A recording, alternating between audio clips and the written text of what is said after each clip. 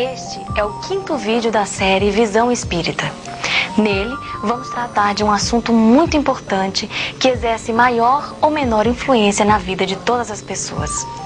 Estamos falando da mediunidade e das comunicações dos espíritos, que são realidades incontestes e estão presentes na história de todos os povos. A Bíblia, em toda a sua extensão, narra incidentes em que estão presentes a mediunidade e os espíritos, como por exemplo naquela manifestação narrada por Mateus, no capítulo 17, em que Jesus subiu um alto monte em companhia de Pedro, Tiago e João, onde transfigurou-se e conversou com os espíritos de Moisés e Elias, perfeitamente materializados. E ele próprio, inúmeras vezes, surgiu materializado diante dos discípulos após a sua morte. O apóstolo João chega mesmo a ensinar sobre como proceder para saber se um determinado espírito é superior ou inferior. Mas foi a partir da metade do século passado que começou a ocorrer uma formidável eclosão de mediunidade sobre a Terra, suscitando fenômenos os mais impressionantes. Isto visando sacudir a humanidade e levá-la a conscientizar-se das realidades do espírito. E essa eclosão mediúnica foi profetizada por Joel no Antigo Testamento, quando disse: "Nos últimos tempos derramarei do meu espírito sobre toda a carne. Vossos filhos e filhas profetizarão. Vossos velhos terão sonhos e vossos jovens terão visões." Todo estudioso das coisas espirituais sabe que estamos vivendo no final de um ciclo evolutivo. Não é o fim do mundo, mas sim o fim de uma civilização. E neste processo de mudança de mentalidade do ser humano, a mediunidade desempenha um papel fundamental, porque permite à humanidade receber orientações e esclarecimentos procedentes de fontes mais altas. É verdade que a mediunidade também é usada para o mal, para a inversão de valores, etc. É como tudo na vida, que pode ser usado para o bem e para o mal. Isso ocorre para que o ser humano possa ter todas as opções de escolher livremente os seus caminhos. E lembramos que para essa escolha de caminhos, Deus nos deu o bom senso, a razão e uma luz interior chamada consciência. Neste vídeo, estaremos abordando a magna questão da mediunidade e das comunicações dos espíritos.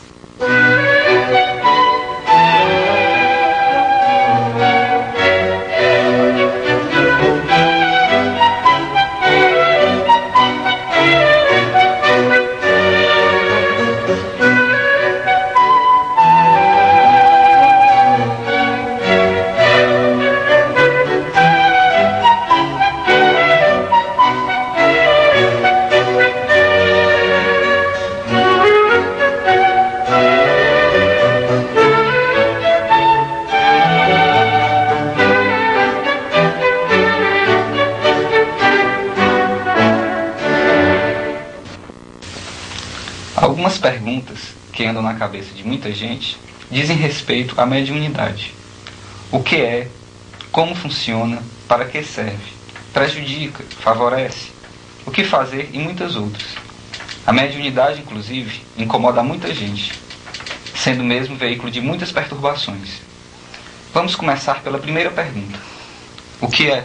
A mediunidade é uma faculdade que possibilita a comunicação entre a nossa dimensão material e a dimensão espiritual. E o médium é o veículo ou o meio através do qual os espíritos podem comunicar-se conosco. Essa palavra médium traz certa aura de mistério para muitas pessoas. Afinal, os médiuns são diferentes das outras pessoas? Diferentes, talvez não. Mas é preciso ver que o seu psiquismo sofre mais fortemente influências do mundo espiritual, dependendo também do tipo e do grau de sua mediunidade. Há médiuns de efeitos físicos que fornecem ectoplasma para fenômenos como o poltergeist, a materialização de espíritos e objetos, a escrita direta e outros. O que é ectoplasma? É uma substância fluídica produzida com maior abundância pelo organismo de médiuns de efeitos físicos. Nestas fotografias tiradas durante uma sessão de materializações, vemos cordões de ectoplasma saindo das narinas do médium em transe. E pode-se observar como os espíritos manipulam objetos usando o ectoplasma. Aqui é uma corneta levitando à frente do médium. Nesta outra, vemos um disco sendo colocado na vitrola. O médium, como se pode observar, está com os pulsos amarrados e os tornozelos algemados à cadeira. Nos trabalhos de materialização, os espíritos usam, além do ectoplasma, elementos da natureza e do mundo espiritual. E qual é o outro tipo de médium? É o de efeitos intelectuais, que são propensos a receber e transmitir comunicações de espíritos. Há médiuns com pequenos potenciais mediúnicos, como os há de grandes potenciais, assim como o Chico Xavier, o Divaldo Franco e tantos outros. Há médiuns excessivamente influenciáveis que deixam a imaginação correr à frente do fenômeno e acabam confundindo tudo, colocando o que lhes passa pela cabeça à conta de comunicações de espíritos.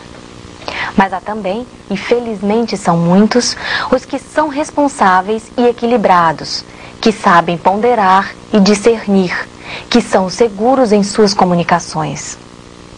Mas tanto uns quanto os outros, principalmente os de grande potencial mediúnico, estão sempre ultrapassando as barreiras dimensionais entre nós e o mundo espiritual. Vivem aqui na matéria, mas com parte de suas percepções sondando outras dimensões. Isto, é claro, interfere e modifica alguns parâmetros. Algumas pessoas acham que a mediunidade é uma cruz incômoda e desagradável, e até procuram recursos para acabar com ela. Já outras a exaltam, endeusando os médios. Onde está a razão? Os dois extremos estão errados. Os médiuns são pessoas comuns, mas que escolheram esse caminho para ressarcirem dívidas de vidas passadas. São pessoas que talvez tivessem de reencarnar trazendo deficiências físicas ou com destinos cruéis. Mas, pela graça divina e também por seus próprios merecimentos, tiveram permissão para reencarnar com um karma mais leve, mas com o compromisso de trabalhar pelo próximo através da mediunidade. Alguns, mais raros, assumiram a mediunidade como missão, ou ainda como recurso para sua própria evolução. Mas você não acha que o simples fato de alguém ser porta-voz dos espíritos já não o coloca, assim, num degrau acima dos comuns mortais? Não pela sua mediunidade, porque o fato de alguém ser médium não significa que ele seja superior, que seja mais evoluído. A mediunidade, de modo geral, é apenas uma faculdade que foi dada a alguém como instrumento de trabalho. O que pode colocar alguém acima dos comuns mortais é tão somente o que ele já conseguiu alcançar em termos de evolução, de crescimento interior. O tanto de amor e equilíbrio que tem adquirido a par com ganhos intelectuais. Além disso, todos nós, de certa forma, somos médiums, porque todos, em maior ou menor grau, registramos o pensamento ou sugestões de espíritos.